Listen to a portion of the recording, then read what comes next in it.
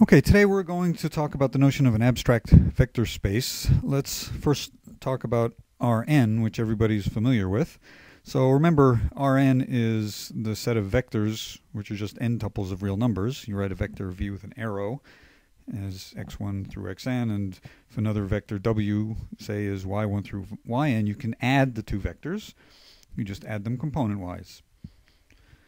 And also, if you have a scalar, c, you can multiply a vector by the scalar. You multiply by bringing the scalar into each coordinate and multiplying the coordinate.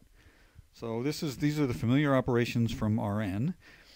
And these operations satisfy a bunch of properties which you're familiar with. You probably don't even think about them much because you use them all the time. For example, addition is commutative. V plus W is the same thing as W plus V. And if you scalar multiplication is distributive. If you multiply C times V plus W, you get CV plus CW. There's a zero vector, which has the property that if you take any vector and add the zero vector to it, you get the zero vector. And a bunch of other properties that these operations satisfy. You can look them up in the book or any linear algebra book. I'm not going to list them all here. Okay, so now what we're going to do is we're going to abstract that notion. We're going to take the definition, the properties of Rn, and define an abstract vector space to be something which has those properties. So here's the very important definition. A vector space is the following. It's a set, usually written capital V. So it's a collection of vectors. It's a set of vectors. And it has two operations defined on it. If you have two vectors V in V, you can add them. So there's vector addition, which says that if you have a vector v and a vector w in v, then you get a new vector by adding them. And this addition operation is defined. And similarly, if you have a scalar, you have scalar multiplication. A scalar c and a vector v, you can multiply the vector by the scalar and get a new vector this way. So these are the standard operations that exist on Rn, and we're just going to say that abstractly we have a set which has these, and we also require that it satisfies that long list of properties which I hinted at on the previous slide, and I'm not going to list exhaustively. But so, for example, you require that this addition operation that you defined is commutative. V plus W is equal to W plus V. And you require that scalar multiplication be distributive. Okay, so these are the essential properties of Rn, and we simply define a vector space to be something that looks like that has those properties. All right, so time for some examples. Well, obviously, the sort of trivial example is Rn itself. So the basic example of a vector space is Rn. But so what? We haven't done anything new. Here's a key example to try and illustrate the idea here. I'm going to spend a little bit of time talking about this. Take V to be the following set. It's the set of functions, f of x, functions of a single variable, f of x, which satisfy the second derivative of the function is minus itself. Okay? This is some functions satisfy this. Most don't, but there are some that do. And the set which do, I'm going to define to be my vector space. And these are functions, and so you can add them, and you can do scalar multiplication on them. And I'm claiming that this set with these operations is a vector space. So why? What do I mean by that? What do I have to check? Well, I can add functions in this set. That is to say, if I have two functions with this property, I claim if I add them, they still have, the sum will have the same property. So suppose the second derivative of f is minus itself, and the second derivative of g is minus itself. If this thing's a vector space, I'd better know that the second derivative of f plus g let's write that correctly, the second derivative of f plus g had better be minus itself, which is to say, I claim that the sum of these two functions is also in this set. So I'll put a big question mark here. Is this true? Because if it is, that's one of the key properties for this thing to be a vector space. So why is this true? Well, let's check. The second derivative of f plus g is the second derivative of f plus the second derivative of g. That's a property of derivatives. And let's see, what's the second derivative of f? Well, I assume that f is in this space. So right here, I know that the second derivative of f is minus f. And right here, I know that the second derivative of g is minus g. And I can group those together and write that as minus f plus g. And therefore, it's true. I've confirmed that we have equality here.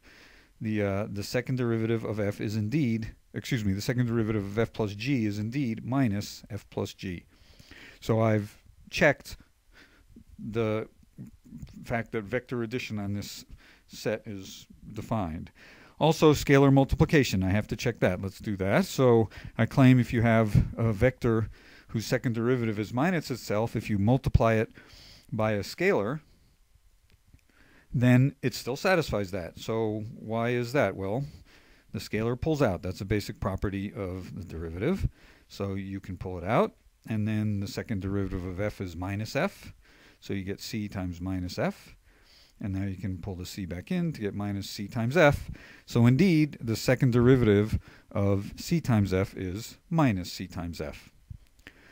So this is totally abstract. I've confirmed that this set has these two operations on it, addition and scalar multiplication, and they satisfy all of the properties. I'm not going to bother writing those down, but the usual properties of functions apply here. So for example, I need to know that f plus g is equal to g plus f, and that's true for functions. So, and scalar multiplication is distributive and so on. So skipping the details of checking all of those conditions, this thing is a vector space. And I think of it as being an abstract vector space. It's not Rn, it's just some vector space. Okay.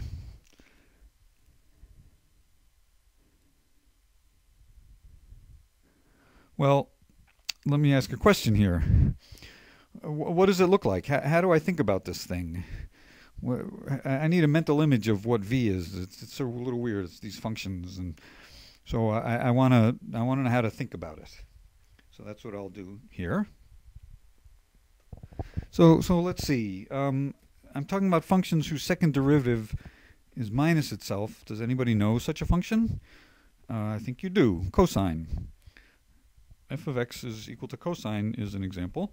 If you take the derivative of cosine, the derivative of f of x is derivative of cosine is minus sine, and so you take the second derivative and you get the derivative of minus sine, and the derivative of sine is cosine, and so you get minus cosine, and so indeed the second derivative of f is minus f.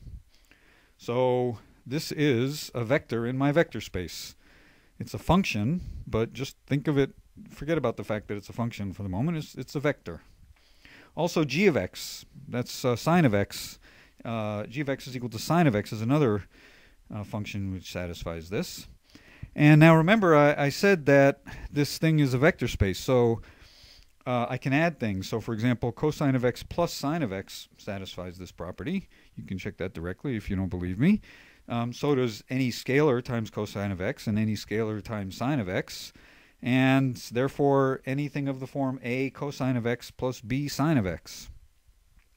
These are all functions which satisfy the condition of being in this vector space. This is for any arbitrary scalars, a and b. All right, so let's see. Now there's a fact from calculus. I'll let you go back to your calculus books and remember why this is true. That this is all of them. V is exactly the set of functions a cosine x plus b sine of x. That is to say, there are no other functions which satisfy this. This is exactly the set of functions which satisfy the second derivative condition, where a and b run over arbitrary scalars. Okay, so there's kind of a concrete description of my vector space. It's just these multiples of cosine and sine with scalars in front. And that gives me a better idea of what it is. It's concrete. It's built up out of these two functions, cosine and sine. So let me say what that means a little bit. So we have that this vector space is these functions here. Well, this cosine of x, as I said, you think of this as being a vector in your vector space. And this function sine of x is another one. And so what I'm saying is that all of the vectors in this vector space are obtained by taking sums of these two fixed vectors. It looks an awful lot like R2. So remember, R2 is just the pairs of numbers a, b. And you can think of that as being a times 1, 0 plus b times 0, 1. So this is a beautiful analogy. R2 is made up of combinations of these two vectors, 1, 0 and 0, 1, with arbitrary constants out front. And our vector space is exactly the same thing except with cosine and sine. So the moral of the story is that you can think of this vector space here as being just like R2. It's essentially the same thing as R2. You can visualize it as being a plane. It's a two-dimensional vector space, just like R2 is. And it has all of the same properties as R2. For all intents and purposes, it's basically the same thing as R2. Okay, so that concludes that example. I hope it illustrates the idea of an abstract vector space. Let's look at a few more examples. So for my next example, I will again take a space of functions, take the set of polynomials in a variable x of degree less than or equal to n. So that is to say the polynomials a0 plus a1x plus a2x squared up to an x to the n. So this is a vector space. If you add any two such polynomials, it's still of the same form. And if you multiply such a polynomial by a scalar, it's still of the same form. And so with the usual addition, this is a vector space. So in particular, if you take a polynomial with coefficients ai and then another one with coefficients bi, and you add them, what do you get? Well, you add them term-wise, coefficient-wise, a0 plus b0 plus a1 plus b1x, up to so on and so forth, up to an plus bn x to the n. So this thing is basically Rn plus 1. These AIs are basically giving you a vector in Rn plus 1, and it's Rn plus 1 and not Rn because we're starting at a0. You can take this polynomial and think of it as being the vector a0, a1 up to an, and that's n plus 1 coordinates. All right, let's look at another example. Let's take all functions of a real variable. That's all functions f of x. So that is to say it slightly more carefully, it's all functions from R to R. From the real numbers to the real numbers. And, well, there's lots and lots of them. You could take any function at all. F of x is equal to x squared, or you could take g of x to be cosine of x, or h of x to be 1 plus e to the x, or e to the minus x, or whatever. Just any functions you want. And you can add them. If you take two functions, you just simply add them as usual. And you can scalar multiply. This is a vector space. Now there's one crucial difference here. This vector space is infinite dimensional. And we'll talk about dimension a little bit later, but you kind of get the idea. It's certainly not like Rn. In the previous examples, there were a finite number of vectors that we could use, and everything was a combination of these. That's not the case here. This is a very, very different kind of example. It's not like Rn at all. And we're not going to be talking too much about infinite dimensional vector spaces, but I mention as an important example.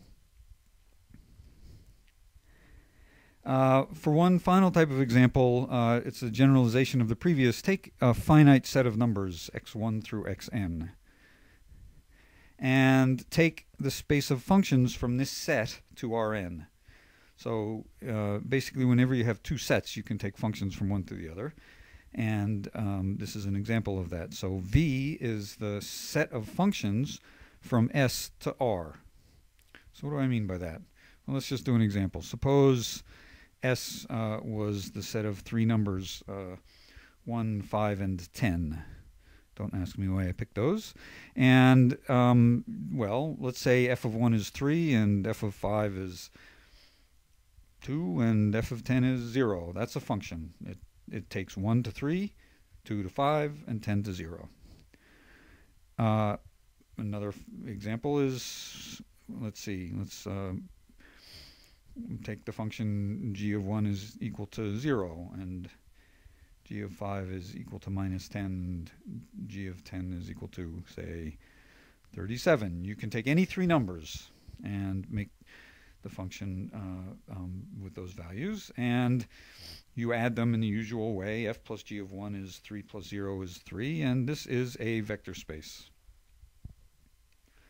So what does this vector space look like? Well, you can really identify these functions. It's determined, this function f is determined by what's called its sample vector, which is to say you just take these values and make them into a vector, f x1 through f of xn. So, and that's a vector in Rn. So for example, this f corresponds to the vector 3, 2, 0. And g is the vector 0, minus 10, 3. And adding the functions is just like adding the vectors.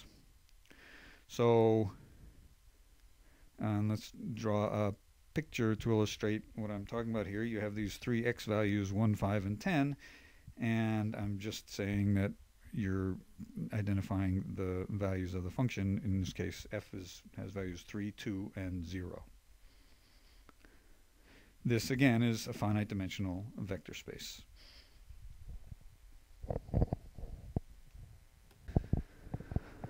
Okay, let's conclude with one non-example. So just to show you that these checks that I'm making aren't trivial, let's write down an example of space of functions which is not a vector space. So consider the polynomials of degree n. And by degree n, I mean equal to n, not less than or equal to n the way I said before. So this is a perfectly good space of functions, but it's not a vector space. Well, let's see, why not? So let's take n is equal to 3. So some examples are the function x cubed, or let's see, x squared plus 3x cubed, or 1 plus x squared plus x cubed. Those are all polynomials of degree 3. And I'm claiming this thing is not a vector space. Why not? What's the problem? Well, here's an example. Take f of x to be 1 plus x cubed. That's a polynomial of degree 3. Take g of x to be minus x cubed. That's a polynomial of degree 3. If you add them, you get 1 plus x cubed plus minus x cubed, and that's equal to 1. And that's a perfectly good polynomial, but it's not of degree 3. F plus g has degree 1, and so that's not allowed. This is not in the vector space. So before I took this polynomials of degree less than or equal to n. That was okay. Less than or equal to n is a vector space. But if you say equal to n, it's not.